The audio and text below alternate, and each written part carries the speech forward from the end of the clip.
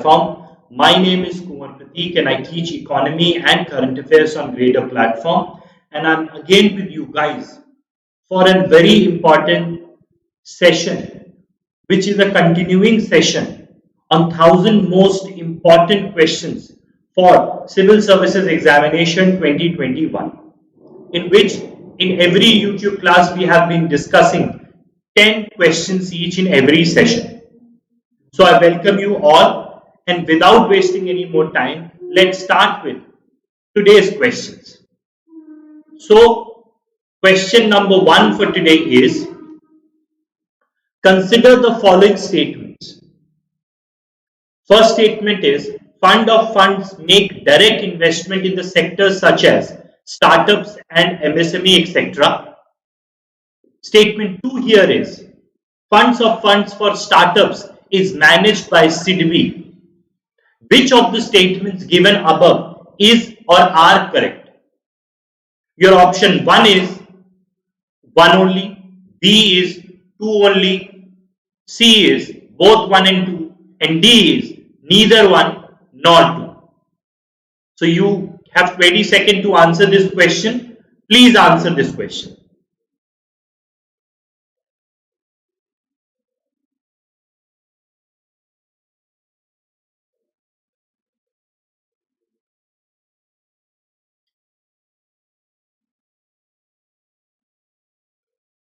Guys, please answer the question. The answer to this question now I'll tell you is, first of all, funds of fund does not directly invest in sector, rather it refinances. For refinancing, not direct investment. So statement 1 is wrong. Now, fund of funds for startup is managed by SIDBI. This is absolutely right, under the Startup India scheme. Fund of funds is created for startups, which is managed by SIDBI. So the answer to this question is B, which is only 2.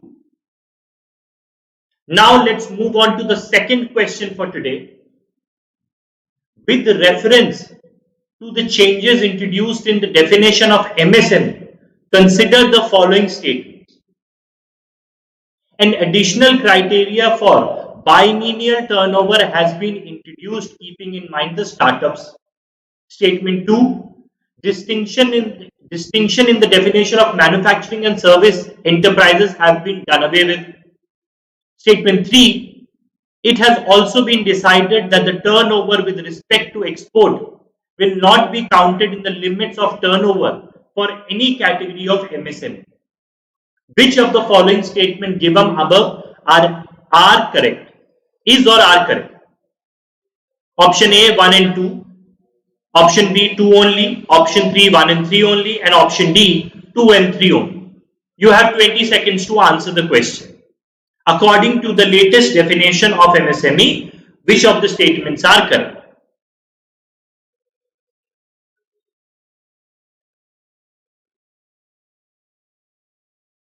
Please answer the question.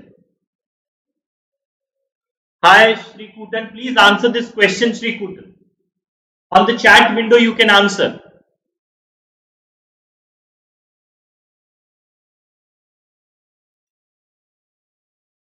And please, guys, do share this session with your friends, because we are making this effort for you guys. So please share, like, and subscribe our Gradeup IAS YouTube channel. Okay, now I will give you an answer to this question. First, let's talk about each statement. Let's first talk about statement 2. Distinction in the definition of manufacturing and service enterprises have been done away with. This is absolutely right. Earlier, under the MSME, only the manufacturing units were included and service sector were treated differently. Now, this distinction has been done away with. Statement 2 is absolutely right. Now let's come to statement 3. It has also been decided that a turnover with respect to export will not be counted in the limits of turnover for any category of MSME. So earlier, if an MSME was exporting, then that export was included in the turnover. Now that has been done away with, so statement 3 is also right. Now when statement 2 and 3 are right, then we are only left with an answer D. Statement 1 is wrong because still it is not biennial, it is annual turnover. So your answer becomes D, which is 2 and 3. Statement 2 and 3 are right. Now let's move on to the third question for the day. The third question is, consider the following statement.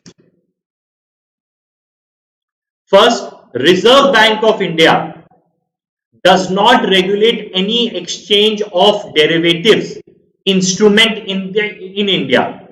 Statement 2, derivatives always derive their value from one or more underlying asset. Statement 3, derivative instrument in India also includes repo and reverse repos. Which of the statement given above are correct? A, 1 and 2, B, 2 and 3, C, 1 and 3, and D, 1, 2 and 3. Please answer this question. You have 20 seconds. Shri Kutan and other people, please answer the question.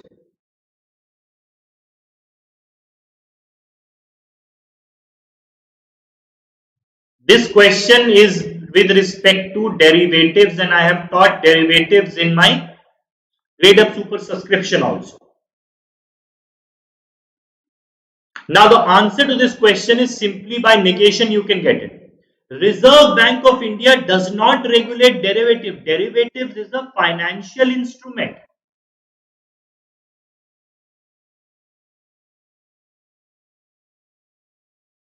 So who regulates financial instruments in financial market?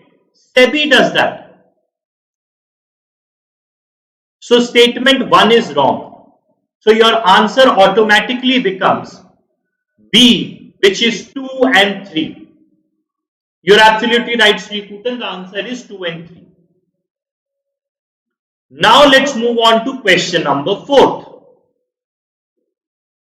Which of the following is correct about J curve effect in the balance of payment?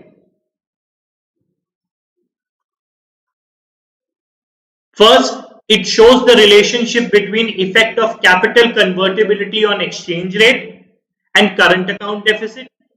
B, economic development initially leads to deterioration in the environment, but after a certain level of economic growth, a society becomes to improve relationship with environment. Or D, observed in trade balance is initially worsening trade balance, leading to recovery of trade at higher level. Or D, that is none of the above. You have 20 seconds to answer the question.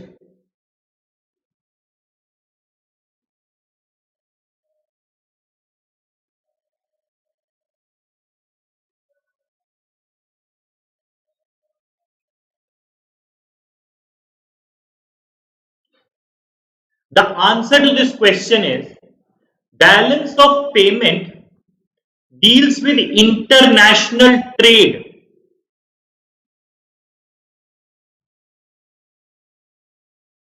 Export and imports.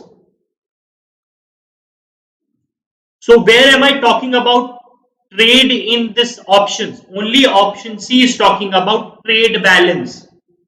So the answer to this question is C. Okay. Now let's move on to the question number 5. Consider the following statement about sovereign blue bond.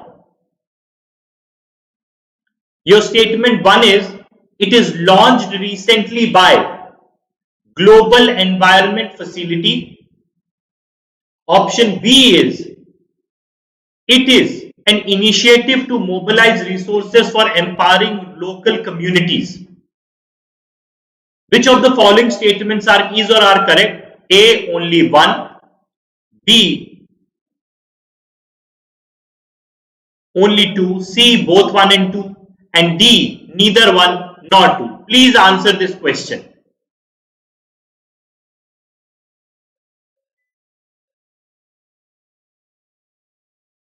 Please answer this question.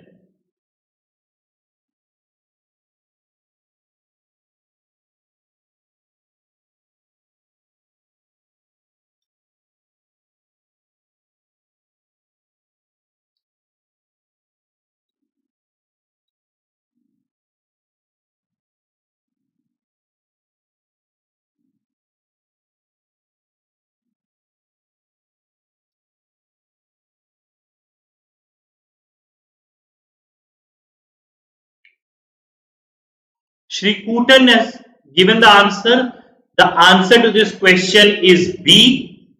Why? Because this is wrong. Because it is launched by World Bank. So statement 1 is wrong and 2 is right. So the answer becomes B. Let's move on to question number 6.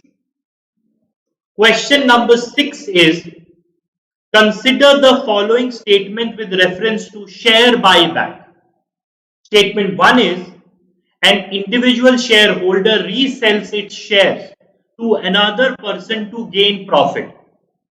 Statement 2, benefits of this is that in certain situation it increases share prices of the company.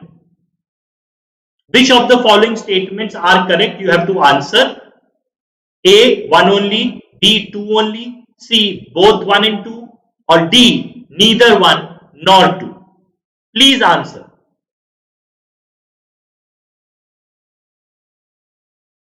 I will once again urge you guys to share this session, like this session, and subscribe to our Gradeup YouTube channel.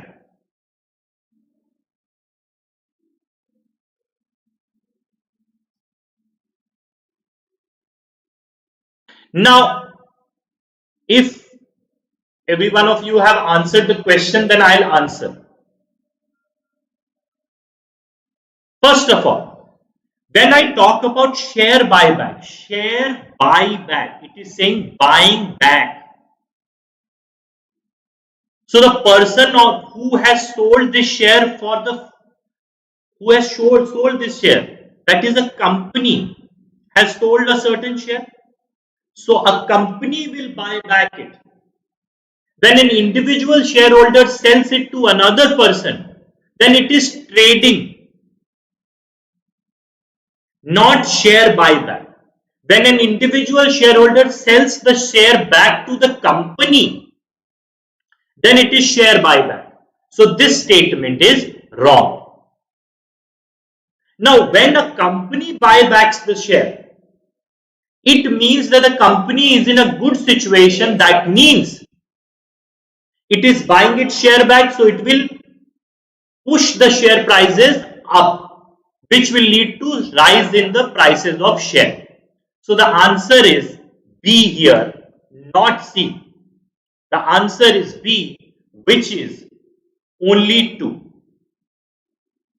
Now, let's move on to the 7th question for the day. This I have taught multiple times, so please answer this question. Call money deals with very short-term liquidity. Statement 2. Mumbai Interbank offered rate, MIBOR, is a rate at which bank would like to borrow from other bank. And Mumbai Interbank bid rate is the rate of lending. C, that is third statement. MIBOR is decided by consortium of banks under the supervision of RBI. Please answer the question now. Is the answer A, only 1, B, 1 and 2, C, 2 only, or D, all 3 statements are correct? You have 20 seconds to answer the question. This topic is also question is easy. Please answer the question.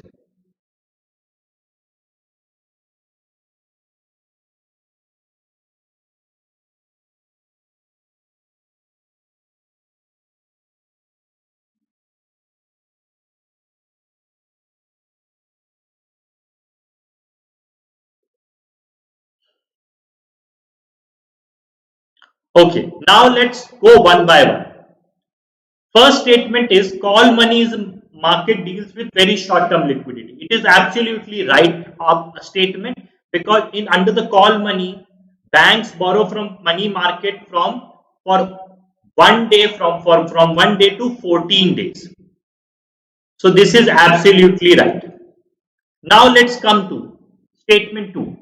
Mumbai Interbank offered rate is a rate at which banks would like to borrow from other banks.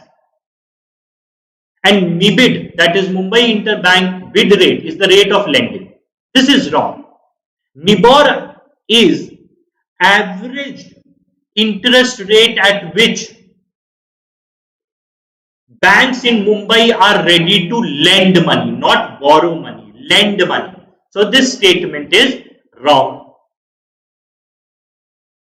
Then, so if you know the statement is wrong, you have the answer.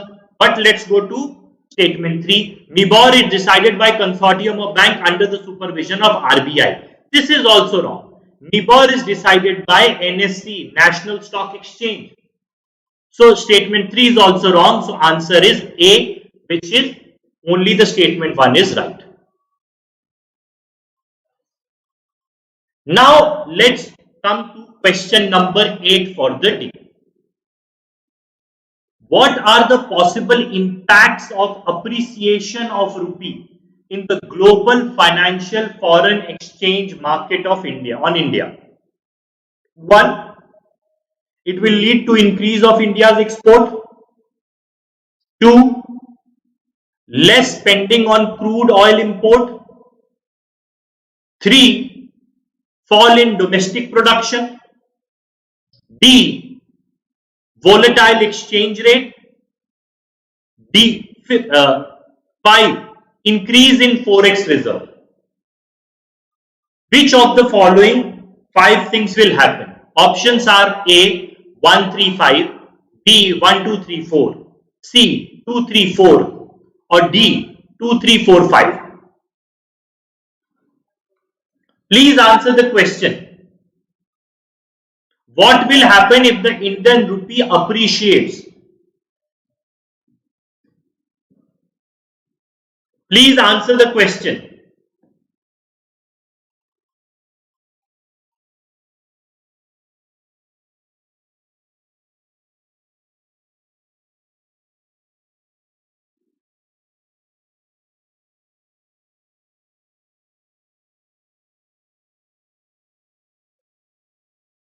Okay. The answer to this question, first go by one. What is appreciation of rupee? When does rupee appreciate? Meaning, let's say when the rupee value is today 75 rupees.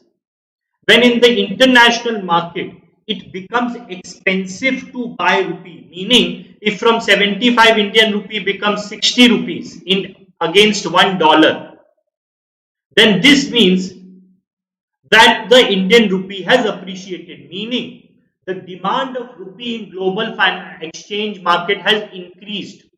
So the value, meaning is that now $1 is equivalent to 60 rupees. Earlier $1 was equal to 75 rupees. When Indian rupee appreciates in international foreign exchange market, it means that the exports will become expensive. It will become expensive for foreigners to buy Indian products. So it will lead to decrease in export, not increase in export. So statement 1 is wrong. Then when the forex when Indian rupee appreciates, then India has to give less money for its crude oil import, because earlier for one, if the crude oil was $100 per barrel, for example, then India had to give 7,500 rupees per barrel. Now if Indian rupee has appreciated, now they have to give only 6,000 rupees per barrel. So less spending on crude oil, absolutely right. When exports is going to go down, then the production is going to come down or not? This is also very right. When the rupee is appreciating, it is leading to volatility in exchange market, meaning the value of rupee is shifting. It's not stable. So Fourth is also right. Now, the fifth option is increase in forex reserve. How is going to increase the forex reserve? Forex reserve will be the same because forex is not in rupee, it's in dollars. So fifth is wrong. So when 5 and 1 are wrong, the answer becomes C. That is 2, 3 and 4. Now let's move on to the ninth question for today. That is, what is the contribution of small scale industry sector in India's GDP? What is the contribution of small scale sector in India's GDP? Please answer this question. You have 40 seconds to answer the question. Please answer the question. Answer.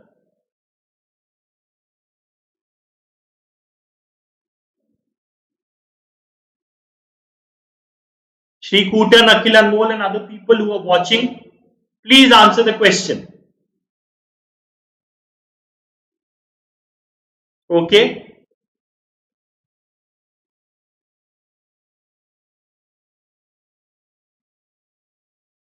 It is a factual question. The answer to this question is absolutely right, Shri Kutan. The answer to this question is 40%. The contribution of small scale industry sector in India's GDP is 40%. Now let's come to today's last question for the day, which relates to alternate investment funds. Now, consider the following statements about alternate investment funds in India. It does not come under jurisdiction of any regulatory agency in India. Second statement, one AFI can float several schemes. 3. Mutual funds and family trusts are an example of alternate investment funds. Please answer the question. Which of the following statements given above is or are correct? A. Only 1, B. 1 and 2, C. 2 only, and D. 1, 2 and 3. Please answer the question.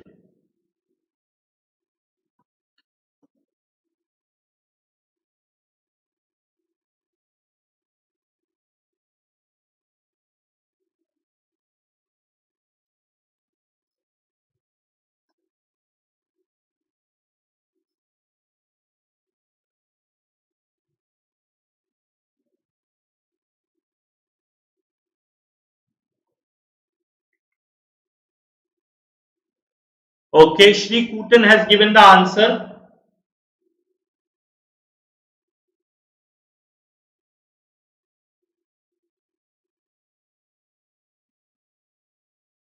See, as I told you, alternate investment funds are alternate investments.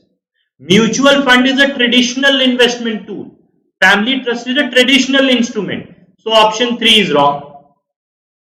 AFIs can float several schemes. This is also right. A venture capital fund can invest in multiple startups. Angel investor can invest in multiple startups. Now, 2 is right, 3 is wrong. Now we are left with option 1. It does not come under the jurisdiction of any regulatory agency in India. It was true till 2012. If this question was asked till 2012, this is absolutely right. But after 2012, SEBI governs alternate investment funds. So SEBI is responsible for regulation of AIFs. So 1 and 2 are right, 3 is wrong. Your answer becomes B. Okay? Clear? So these were the questions which we had to discuss for today. Now before I end, Gradeup Super is here to help in your IAS preparation. Gradeup Super is bringing to you IAS 2021, a comprehensive course for GS prelims cum mains, both in English and Hindi medium. Under this you will get 350 plus live GS classes, 325 PDFs, 5000 plus practice questions, additional classes on Yojana, India Yearbook, Kurukshetra magazine and CSAT, 30 plus mock test and mains test.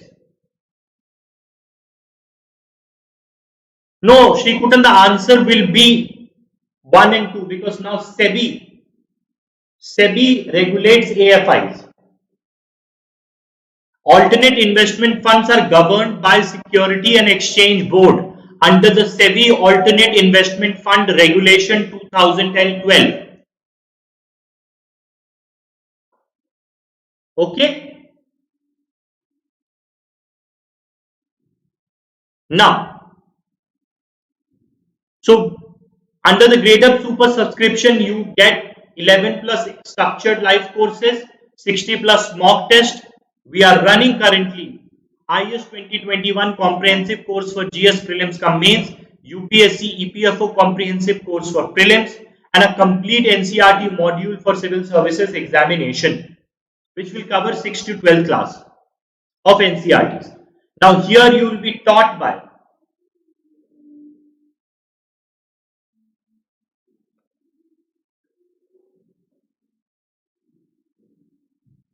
just hold on.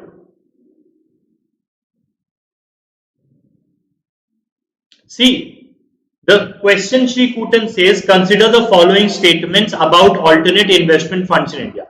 It does not come under jurisdiction of any regulatory agency. Alternate investment funds comes under the regulation jurisdiction of SEBI.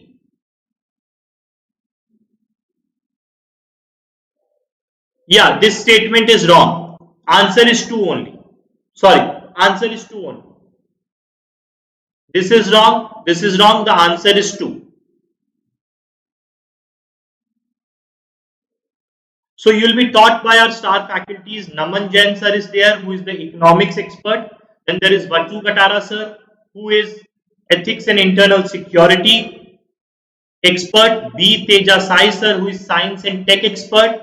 Himani Suri ma'am and Shailendra sir, who are NCERT experts. There is Harshmeet sir, who is polity expert, and then there is Rohan Tyagi sir, who is geography and ecology expert. And then there is me, I teach economy and current affairs on Gradeup platform.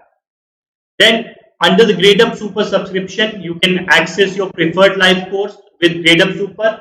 We have a 6 months plan, 15,000 by Shri Kutan, 12 months plan, which is 21,600 rupees, and 24-month plan, which is for 27,000 rupees. And you have multiple options here.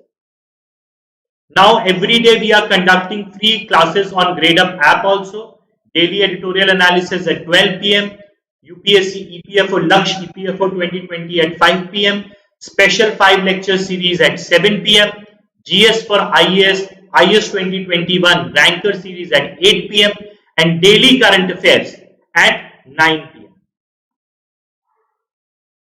So all this we are doing for you, and apart from this, there are regular lectures, free lectures on our YouTube IAS, Gradeup IAS YouTube channel. So please like, subscribe and share our Gradeup IAS YouTube channel. With this, I take your leave. I'll see you next time on YouTube and on our app classes. And if you are a Gradeup Super subscribers, then I'll see you in my live classes. Thank you very much, guys. I'll see you guys again.